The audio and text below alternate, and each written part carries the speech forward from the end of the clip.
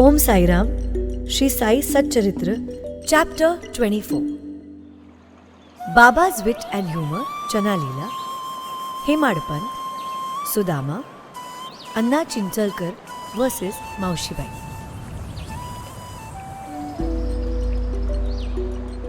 Preliminary. Unless we surrender our ego to the feet of our Sadguru, we will not succeed in our undertaking. If we become egoless, then our success is assured. By worshipping Saibaba, we attain both the objects, worldly and spiritual, and are fixed in our true nature and get peace and happiness. Therefore, those who want to accomplish or gain their welfare should respectfully hear Saibaba's Leelas or stories and meditate on them. If they do this, they will easily attain the object of their life and get bliss. Generally, all people like wit and humour, but they do not like that jokes should be cut at their expense. But Baba's method was peculiar. When it was accompanied with good gestures, it was very interesting and instructive, and the people therefore did not mind, even if they were held up to the ridicule. Hemadpant gives his own instance below. Chana Leela. In Shirdi, a special bazaar was held every Sunday, and people from the neighbouring villages came there, erected booths and stalls in the open street and sold their wares and commodities. Every noon, the masjid was crowded, but on Sunday, it was crowded to suffocation. On one such Sunday, Hemadpant sat in front of Baba, shampooing his legs and muttering God's name. Shama was on Baba's left, Vaman Rao on his right. Shriman Butti and Kakasaheb Dikshit and others were also present there. Then Shama laughed and said to Anna Sahib, "See that some grains seem to have stuck to the sleeves of your coat." So saying, he touched the sleeves and found that there were some grains. Hemadpant straightened his left forearm to see what the matter was, and to the surprise of all, some grains of gram came rolling down and were picked up by the people who were sitting there. This incident furnished a subject matter for joke. Everybody present began to wonder and said something or another as to how the grains found their way into the sleeves of the coat and lodged there so long. Hemadpant also could not guess. When nobody could give any satisfactory explanation in this matter and everybody was wondering about this mystery, Baba said as follows. This fellow, Anna Sahib, has got the bad habit of eating alone. Today is a bazaar day and he came here chewing grams. I know his habit and these grams are a proof of it. What wonder is there in this matter? Hemadpant: Baba, I never know of eating things alone. Then why do you shoulder this bad habit on me? I have never yet seen Shirdi Bazaar. I never went to the bazaar today. Then how could I buy grams and how could I eat them if I had not brought them? I never eat anything unless I share it with other persons present around me at the time of my meals. Baba: It is true that you give it to the persons present. But if none be nearby, what could you or I do? But do you remember me before eating? Am I not always with you? Then do you offer me anything before you eat? Moral. Let us mark and note carefully what Baba has taught us by this incident. He has advised us that before the senses, mind and intellect enjoy their objects, first he should be remembered, and if this is done, it is in a way of making an offering to him. The senses, etc., can never remain without their sense objects. But if those objects are first offered to the Guru, the attachment for them will naturally vanish. In this way, all the vrittis, that is, subtle thoughts regarding desire, anger, avarice, etc., should first be offered and directed to the Guru. And if this practice be followed, the Lord will help you in eradicating all the ritis. When before enjoyment of the objects, you should think that Baba is present, The question whether the object is fit to be enjoyed or not will at once arise. Then the object that is not fit to be enjoyed will be shunned, and in this way our vicious habits or vices will disappear and our character will improve. Then love for the Guru will grow and pure knowledge will sprout up. When this knowledge grows, the bondage of body consciousness, we are the body, will snap and our intellect will be merged in spirit consciousness. That is, we are the spirit. Then we shall get bliss and contentment. There is no difference between Guru and God. He who sees any difference in them finds God nowhere. So, leaving aside all ideas of difference, we should regard Guru and God as one. And if we serve our Guru as stated above, God will be certainly pleased, and by purifying our minds will give us self-realization. To put the matter in a nutshell, we should not enjoy any object with our senses, etc., without first remembering our Guru. When the mind is trained in this way, we will be always reminded of Baba, and our meditation on Baba will grow apace. The Sagun form of Baba will ever be before our eyes, and then devotion, non-attachment and salvation will all be ours.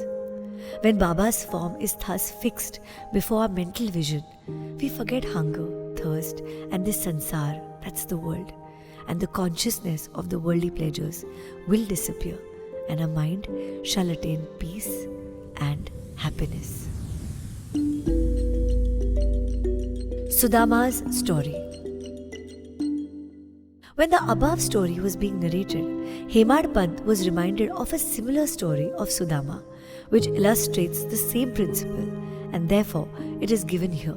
Shri Krishna and his elder brother Balram were living with a co-student named Sudama in the ashram of their guru Sandipani. Once Krishna and Balram were sent to the forest for bringing fuel. Then the wife of Sandipani sent Sudama also for the same purpose, with some quantities of gram for the three. When Krishna met Sudama in the forest, he said to him, "Dada, I want water, as I am very thirsty." Sudama replied, "No water should be drunk on an empty stomach, so it is better to rest a while." He did not say that he had got the grams with him and that Krishna should take some. As Krishna was tired, he laid down to rest on the lap of Sudama and was soon snoring. On seeing this, Sudama took out the grams and began to eat. Then Krishna suddenly asked him, "Dada, what are you eating? What is this chitter-chatter sound?" He replied, "What is there to eat? I'm shivering with cold and my teeth are chattering. I can't even repeat Vishnu Sahasranam." Hearing this, the omniscient Krishna said, "I just had a dream in which I saw a man eating things of another. And when asked about this, he said, 'What thus should he eat?' Meaning thereby that he had nothing to eat. The other man said, 'Let it be so. Dada, this is only a dream. I know that you won't eat anything without me. Under the influence of the dream, I asked you what you were eating.'" If Sudama had known the omniscience of Shri Krishna and his Leelas, he would not have acted as he did. Therefore, he had to suffer for what he did. Though he was a chum of Shri Krishna, he had to pass his latter life in utter poverty. But when he later offered Krishna a handful of parched rice earned by his wife with her own labor, Krishna was pleased and gave him a golden estate to enjoy. This story should be remembered by those who have the habit of eating things alone without partaking them with others. The Shruti also emphasizes this lesson and asks us to offer things first to God and then enjoy them after they are renounced by Him. Baba also has taught us the same lesson in his inimitable and humorous way. Anna Chinchanikar versus Maushibai. Hemadpant now describes another witty incident in which Baba played a peacemaker's part. There was one devotee by the name Damodar Ghansham Babre, alias Anna Chinchanikar. He was simple, rustic, and straightforward. He cared for nobody, always spoke plainly, and carried all dealings in cash. Though he looked outwardly harsh and uncompromising, he was good-natured and guileless. So Saibaba loved him. He had willed away all his property to Shri Saibaba Sansthan, Shirdi. One day, like others, serving Baba in his own way, this Anna was shampooing the left arm of Baba, which rested on the katada, that is the railing. On the right side, one old widow named Venubai Kaujalgi, whom Baba called Mother and all others called Maushibai, was serving Baba in her own way. This Maushibai was an elderly woman with a pure heart. She clasped her fingers of both her hands around the trunk of Baba and was at this time massaging Baba's abdomen. She did this so forcibly that Baba's back and abdomen became flat and Baba moved from side to side.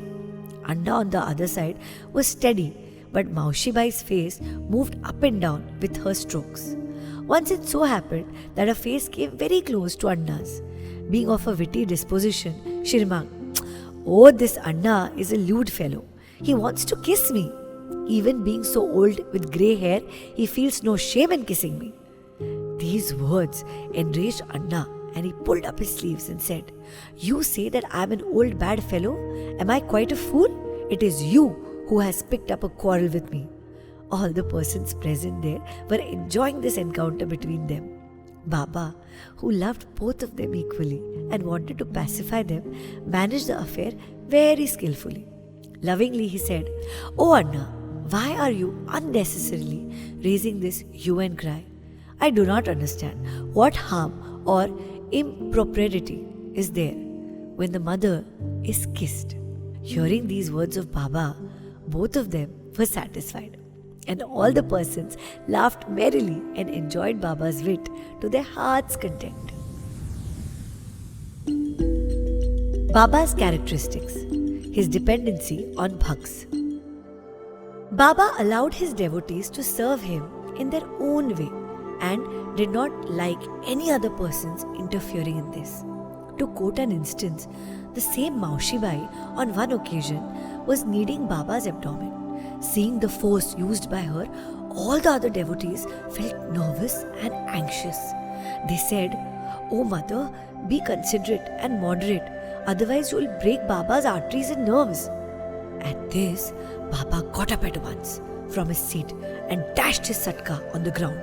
He got enraged and his eyes became red like live embers. None dared to stand before Baba. Then he took hold of one end of the satka with both hands and pressed it in the hollow of his abdomen. And the other end he fixed to the post and began to press his abdomen against it. The satka, which was about 2 or 3 feet in length, seemed all ready to go into the abdomen, and the people feared that the abdomen would be ruptured in a short time. The post was fixed and immovable, and Baba began to go closer and closer to it and clasped the post firmly. Every moment the rupture was expected, and they were all dismayed, did not know what to do, and stood dumb with wonder and fear.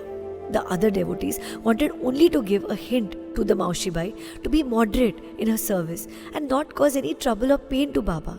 They were surprised to see that their well-intentioned effort had resulted in this crisis, and they could do nothing but wait and watch. Fortunately, Baba's rage soon cooled down. He left the satka and resumed his seat.